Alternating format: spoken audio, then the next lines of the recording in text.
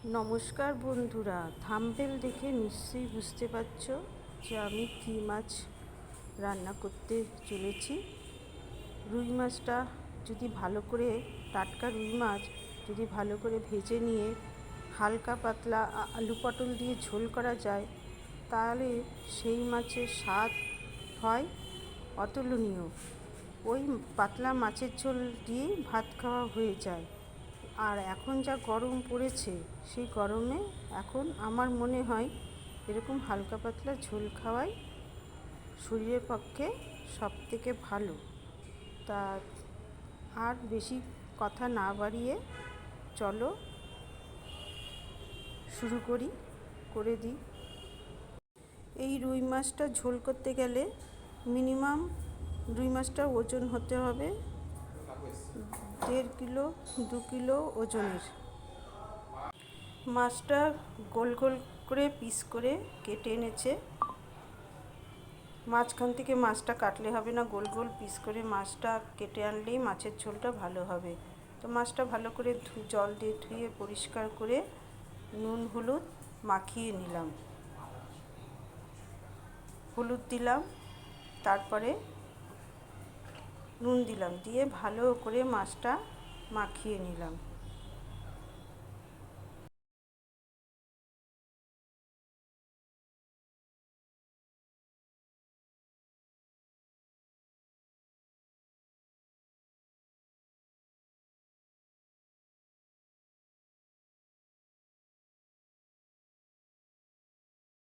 তেল দিয়েছি, তেলটা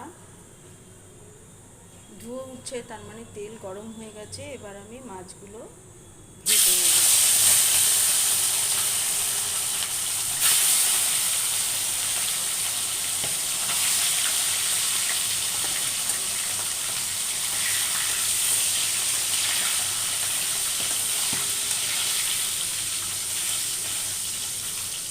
এরকম করে আমি সব মাছগুলো আস্তে আস্তে ভেজে নেব। ঝোলের জন্য 4টে পটল আর 2টো আলু আর 5-6টা লঙ্কা নিয়ে নিয়েছি। পটলগুলো ভালো করে ছুলে নিয়ে লম্বা করে কেটে নেব, আলুও লম্বা করে কেটে নেব। আলু পটলগুলো কেটে নিয়েছি, লঙ্কা চিড়ে নিয়েছি। এদিকে মাছটাও ভাজা হয়ে এসছে।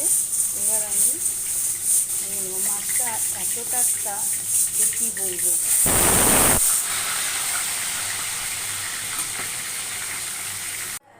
আমি রান্নার মশলা রাখার জন্য এই শিশিগুলোই ব্যবহার করে থাকি।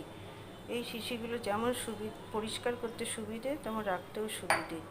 আর সবথেকে আসল কথা হচ্ছে কাচের শিশি, যেহেতু কাচের যে কোনো জিনিস আমার ভীষণ প্রিয়। আর আমি সবসময় এই সানরাইজ, যে কোনো প্রোডাক্ট সানরাইজ ছাড়া আমি ইউজ করি না। যাই আমি আনি সানরাইজ কোম্পানিরই ইউজ করি। সানরাইজ কোম্পানিতে যত মশলা আছে, আমি এই মশলাগুলো আমি অরিজিনাল টেস্ট পাই। আর কোনো কোম্পানিতে আমি অরিজিনাল টেস্টটা পাই না। তাই আমি সবসময় সারা বছর সানরাইজটাই ইউজ করি। মাছ ভাজা হয়ে গেছে, এদিকে পটলগুলো ভেজে তুলে নিচ্ছি।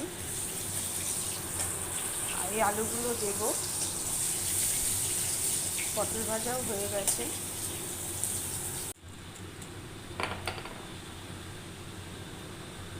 জিরে ফোড়ন দিচ্ছি, লঙ্কা দিয়ে দেবো, দিয়ে আলুগুলো দিয়ে দেবো, দিয়ে ভালো করে আঁকিয়ে নেব।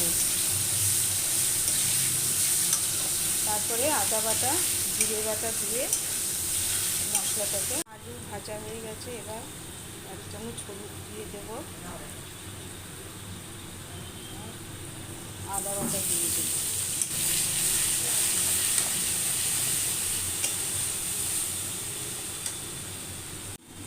জিরে গুঁড়ো দিয়ে দিচ্ছি, ধনে গুঁড়ো দিয়ে দিচ্ছি।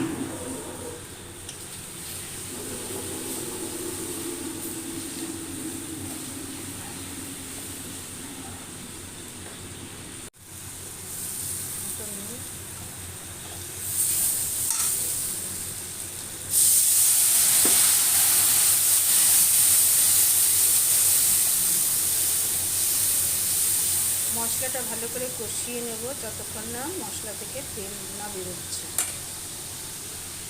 মশলা থেকে তেল বেরিয়ে এসছে, এবার পরিমাণ মতো জল তুলে দেব।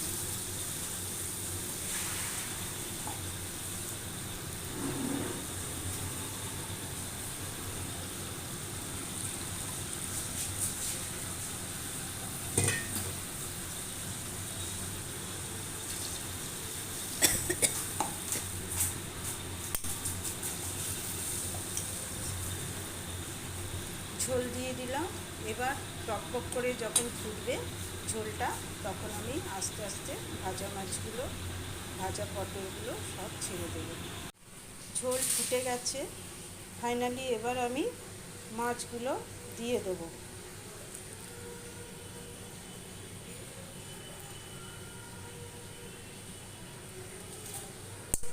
ভাজা পটলগুলো দিয়ে দেবো।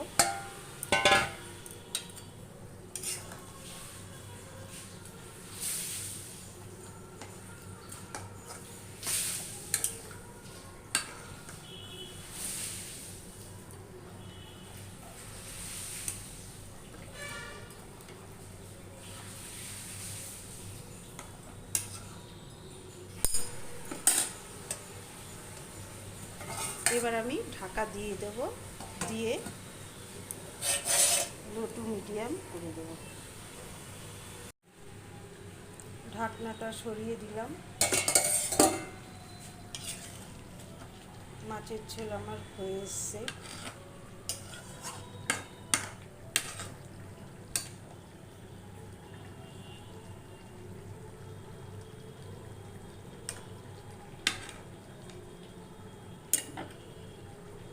এবার আমি নামিয়ে দেব।